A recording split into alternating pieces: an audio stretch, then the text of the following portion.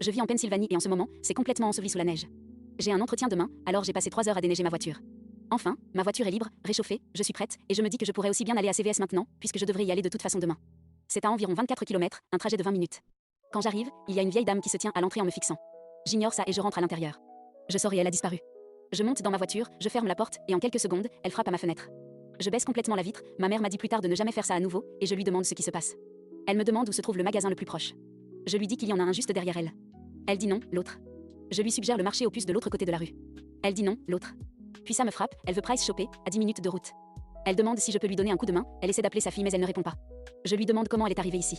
Elle dit qu'elle a marché. Je lui demande d'où. Elle dit qu'elle vit dans la même communauté que moi, à 24 km, dans la neige glaciale. Ça ne colle pas. Je lui suggère de prendre un Uber. Elle dit qu'elle n'aime pas les Uber parce qu'ils mettent trop de temps. Elle insiste encore, c'est juste au bout de la rue, même si ce n'est pas vrai. À ce stade, mon cerveau est en ébullition.